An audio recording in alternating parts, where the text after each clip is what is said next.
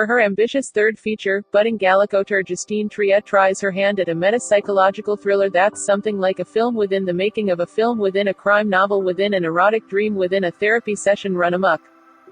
It's about as French as you can get, to a point that feels borderline absurd in places, and yet Triet handles the material gracefully and altogether skillfully, directing star Virginie Efira to one of her most impressive all-encompassing performances to date.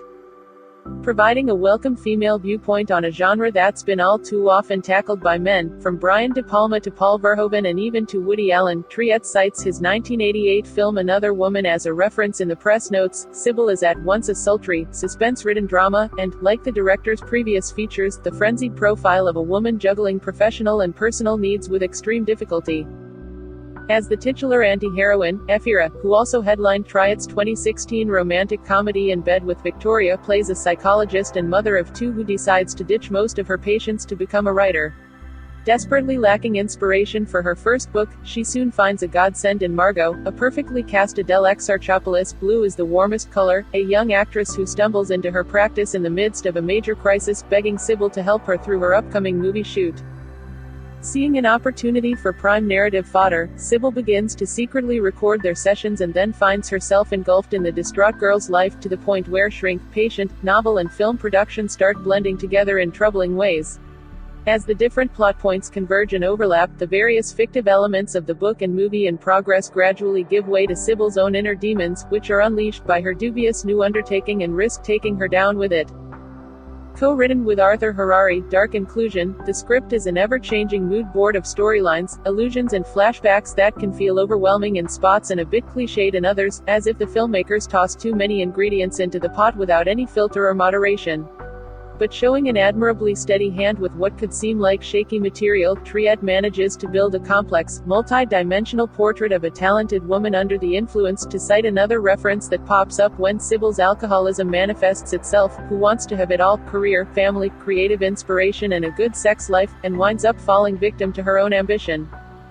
It's hard not to see a reflection of the director herself in this narrative of shifting mirrors and collapsing Chinese boxes, especially when the plot changes gears to focus on the film that Margot is shooting, and that Sibyl becomes more and more involved with, paying an extended visit to set that turns into a total disaster.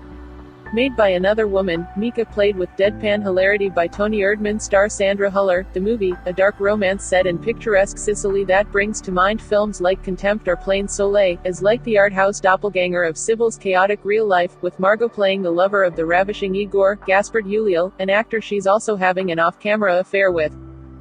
The fact that Margot is pregnant with Igor's baby reflects Sibyl's own problematic past, involving another sex bomb of a lover, Niels Schneider, and so the echo chamber keeps resounding until it nearly does her in. That Triet manages to combine all of these disparate elements into something like a statement on contemporary female creation, and on the fragile balance between motherhood and art, is a testament to her growing talents as a director who started off making mumblecore-style shorts in a first feature, Age of Panic, less than a decade ago, and has now moved into deeper, darker and more commercial territory. Efira, who herself has emerged as a serious talent in films like Verhoeven's Elle and Joachim Lafosse's Keep Going after a career in TV comedy, deftly channels Sibyl's intense hunger for experience, whether her own or that of patients like Margot, and the sour aftertaste it leaves on her personal life, including the testy relationship she has with her attentive homebody of a boyfriend, Etienne Paul Hammy. The actress plays several roles at the same time: the astute psychologist, the struggling author, the affectionate yet neglectful mom, the fervid lover in two very candid sex scenes, and she does each one extremely well, turning Sibyl's altered states into a whole that reflects her drive to be many things at once. Indeed, if Sibyl, the film, gets out of hand that it verges on a nervous breakdown, yet manages, in the end, to work, it's perhaps because it deals with the very impossibility of keeping your head together while trying to create something wholly original. Triet seems to be saying that this can be especially tough for a woman hoping to lead a normal life and raise children at the same time, that it can nearly ruin her. It's a much-needed new spin on an old subject, and one that benefits from its fraught and distinctly fragmented female gaze, asking us, what happens when the gaze gazes back?